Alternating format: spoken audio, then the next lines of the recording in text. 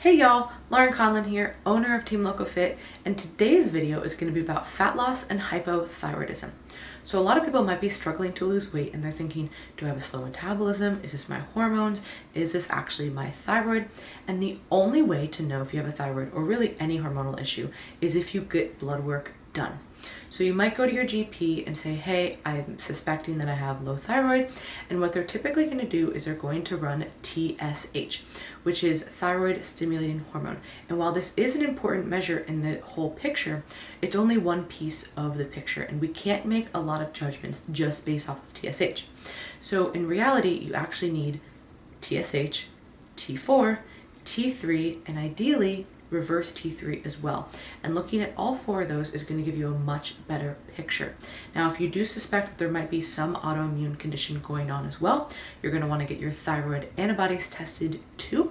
It is not necessary, but it's also just very helpful to kind of see what is potentially going on. So first and foremost, before you even think, do I have a slow thyroid? Just get it tested. Now, a lot of doctors, like I mentioned, are only going to look at TSH, and this is just due to insurance reasons. So what I do personally, what I recommend to a lot of people, is just going out of pocket and paying for it. I use a company called Life Extension. There are many companies that just do their own blood work. I've worked with Life Extension for many years, and I really, really like them and their customer service and support.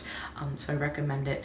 And you can just get, on their site, you can just get all these thyroid measures tested, or you can mix and match and make your own different blood panels. It's really awesome. So I'll put the link below for their website and their blood draws. So first and foremost, you need to get that tested.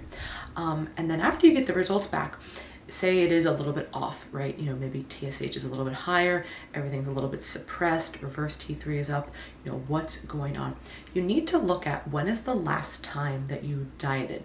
This is incredibly important and a really, really key part of the whole picture.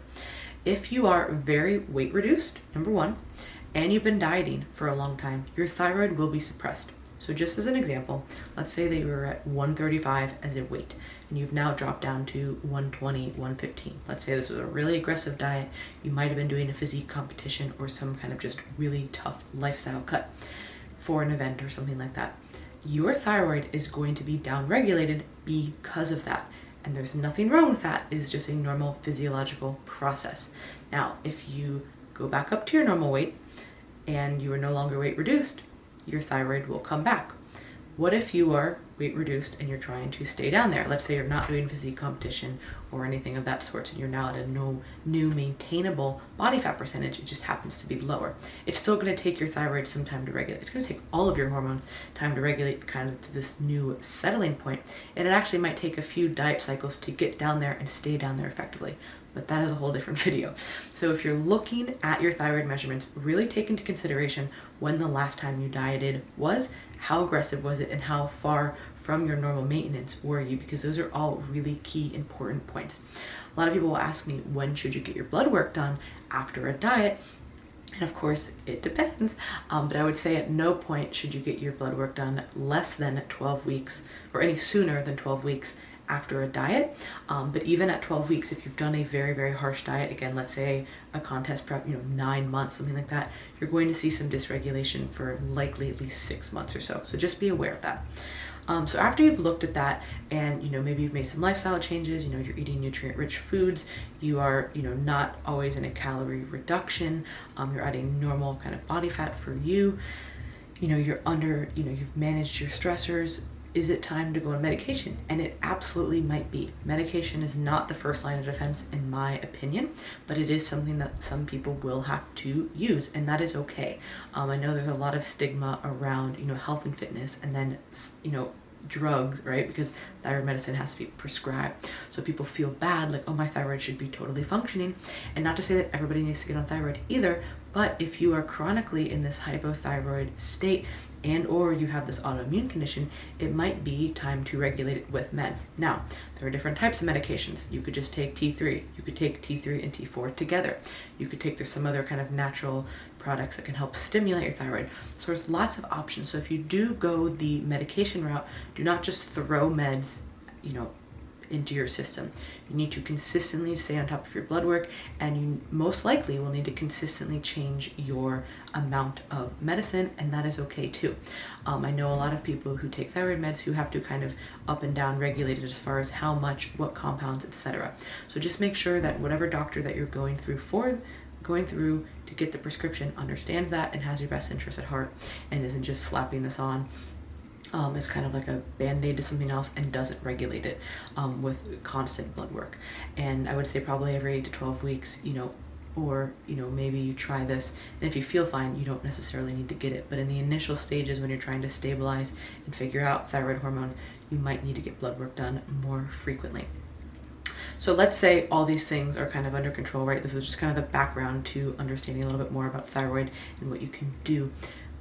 To answer the question, fat loss and hypothyroidism, well, first and foremost, if you do actually have hypothyroidism and you are being medicated for it, you are back to baseline, hypothetically. Again, it might take you some time, you and your doctor, to kind of figure out the right dosage, but just like HRT is replacing hormones to a baseline level, getting medicated for your thyroid is going to bring it back to a baseline level.